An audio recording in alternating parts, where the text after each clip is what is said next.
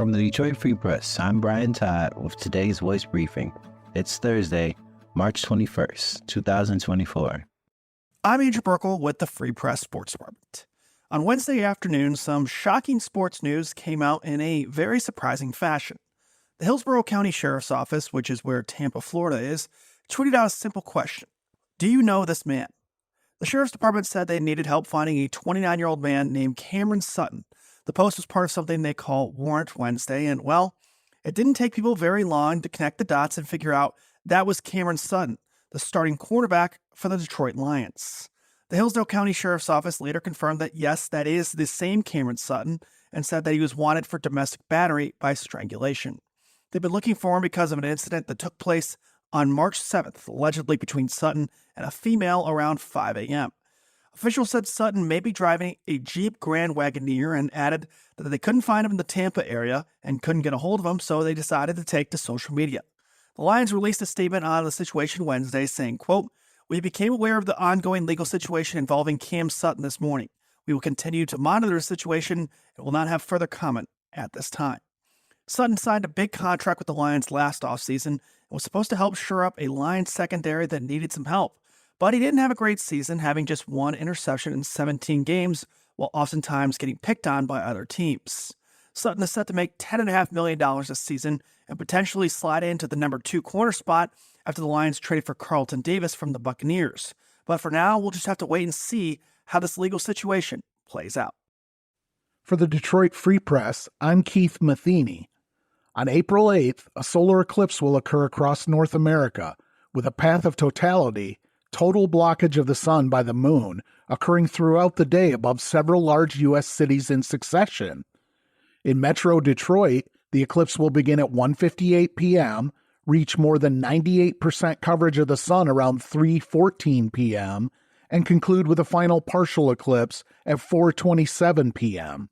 But how do we know that? Down to not just the day, but the minute, the path, and the level of sun coverage. The answer involves thousands of years of human history and some of the most famous scientists of all time. Ancient civilizations thousands of years ago noticed correlations between the sun, the moon, the stars, and the seasons, and their observations over time became very refined. Ancient Chinese, Chaldean, and Babylonian cultures, as far back as 2500 BCE, noticed that certain celestial events, including eclipses, repeated themselves. But it was Sir Isaac Newton and his theories on gravitation that greatly expanded scientific understanding of how objects in the solar system moved. And the more scientists learned, the more accurate their predictions on things like comets and eclipses. Modern technology, on Earth and in space on satellites, has only further honed eclipse prediction specificity. This is Phoebe Wall-Howard, an automotive reporter at the Detroit Free Press. Car dealerships have wildly varying customer satisfaction ratings when it comes to auto repair prices, wait times, and overall service, with Hyundai, Jeep, and Kia scoring the worst. This is according to the latest survey from Consumer Reports released Wednesday. Jeep customers reported that repairs weren't done right the first time, and Kia customers downgraded their experience based on poor communications.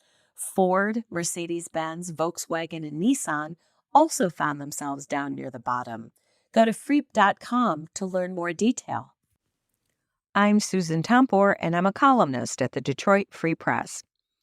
If you lost your tax return from last year, you might be wondering what in the world you're going to be able to do when it comes to filing your 2023 tax return. After all, you need information from the old return to prepare that new return. Well, there are 2 ways to do this, an expensive way or a way to get information for free. The expensive way will cost you $30, and you'll have to wait several weeks if you ask the IRS for an actual copy of your return. To do that, you'd file Form 4506 and request a copy of the tax return. Generally, you'd be able to get a copy of the return filed in the last 7 years, but you'd have to wait up to 75 days to process this request. Or you could request a transcript, and a transcript is free. You can do so by going to irs.gov and click on Get Your Tax Record. You will need to open an online account. but that is the quickest way to get this information.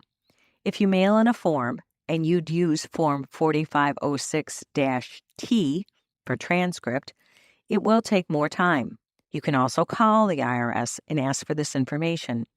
It will take at least 5 to 10 days to get the information you'd need from the IRS. Find more from the Detroit Free Press on freep.com. That's FREEP.com. Thanks for listening, and you will hear more from us tomorrow.